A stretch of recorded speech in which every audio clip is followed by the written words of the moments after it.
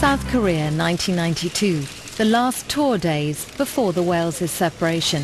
The splendour of Diana's jewels cannot disguise her troubled expression. But it was in Portugal in 1987 that the cracks in their marriage began to appear. Bulimia had taken a grip of her, and she and Charles were drifting apart. She later said, "Portugal was the last time we were close as man and wife." While Charles carried on seeing Camilla, Diana transferred her affections to a young cavalry officer, James Hewitt, who helped her to maintain an equilibrium in her life. He gave her a gift of emerald earrings, which were never seen in public.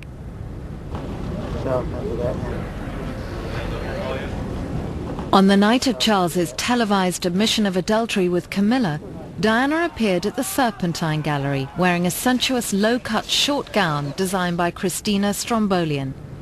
Her giant sapphire and pearl choker around her neck. At the Serpentine, when Charles was admitting to his infidelity in the television programme, and Diana in that little black dress with the wonderful jewel on it, was making a statement. She was saying, "Here I am gorgeous, and I'm my own woman," and responding, if you like, to what Charles was doing, but she responded via the camera, not with words. In 1995, Diana again wore her sapphire and pearl choker at a charity function in New York, this time with a nightdress style gown by avant-garde designer Galliano.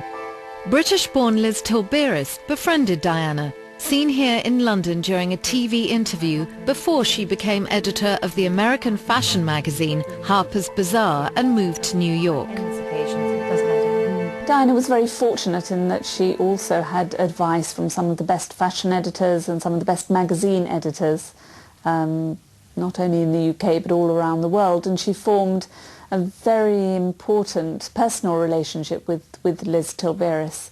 And I'm sure that Liz had great style, and I'm sure that she steered Diana in those early days towards developing her own very strong, very individual style. Diana was in New York to honour Liz, who was fighting cancer. It was very close to her, very sadly, that she did not survive. But Diana, right to the end, helped cancer charities. Any time that Liz was very bravely and stalwartly putting together a charity, she involved Diana in it. Ladies and gentlemen, I'm immensely proud to be here in New York tonight with you all, to be giving this award to a lady from my own country, who is also a dear friend and whose talent and courage has been an inspiration to us all. Ladies and gentlemen, Liz Tilberis. Sadly, Liz died of cancer 4 years later.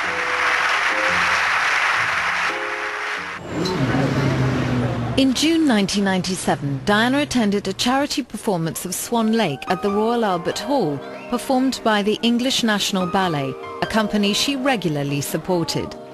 Her sparkling South Sea pearl and diamond necklace, made by Garrard's, the Crown Jewellers, was loaned to her for the evening.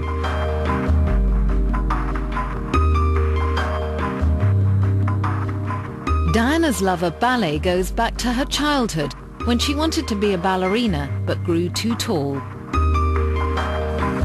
At the beginning of her royal life, she was patron of the London City Ballet and regularly attended their rehearsals.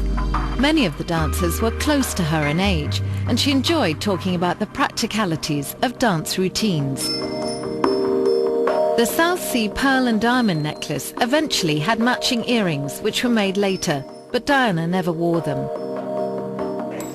The Swan Lake suite was eventually sold at auction to an American collector for over £300,000. Some of the proceeds went to charity. On her 36th birthday, Diana was at the Tate Gallery wearing the Cambridge Emeralds. Shortly after, she agreed to join Dodi Fayed in the south of France. On holiday, Diana fell for Dodi, the playboy son of her host Mohammed Al Fayed. Dodi showered her with gifts of jewellery. He wanted to impress her on their last day aboard the luxury yacht Jonikal. They left the yacht for Paris, where they visited the Ritz Hotel owned by Dodi's father. Diana was wearing gold earrings, a gold watch, a seed pearl bracelet with diamond-encrusted ends, and a gold ring set with diamonds, all given to her by Dodi. They left the Ritz by a back exit, hoping to throw off waiting paparazzi. Their car, driven at speed, crashed in an underpass. Dodi died instantly, Diana later in hospital. When Charles saw Diana's body, he was upset that one earring was missing. It was found later embedded in the crushed Mercedes. It was to Kensington Palace that her coffin was taken. During her life, she had used her home in London, from where she attended so many occasions, as the People's Princess.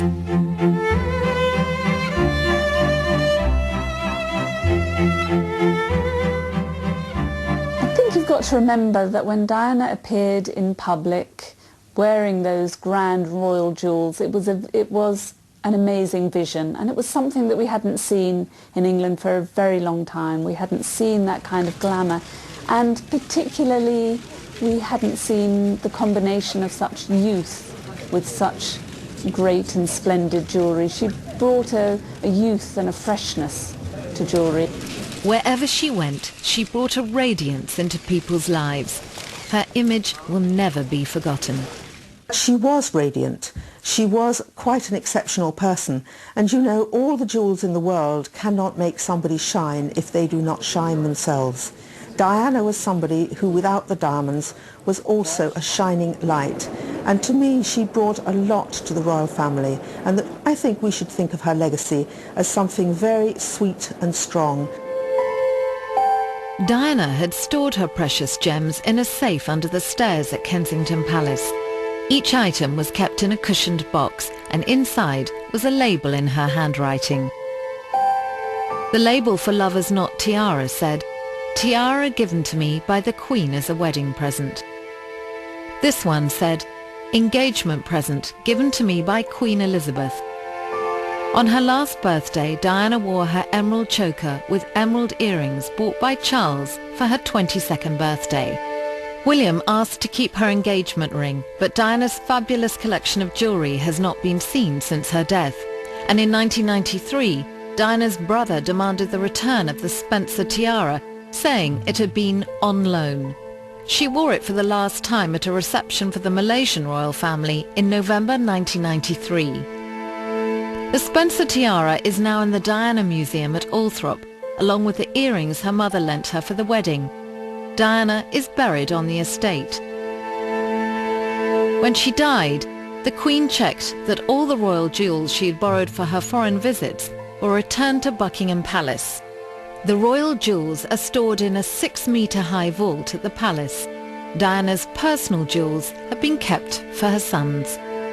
Mohammed Al Fayed claims that Dodi planned to give her this engagement ring. Would she have worn it?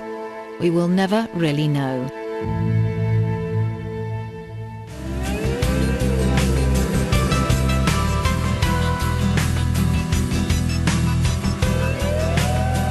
Next time on The Passionate Eye.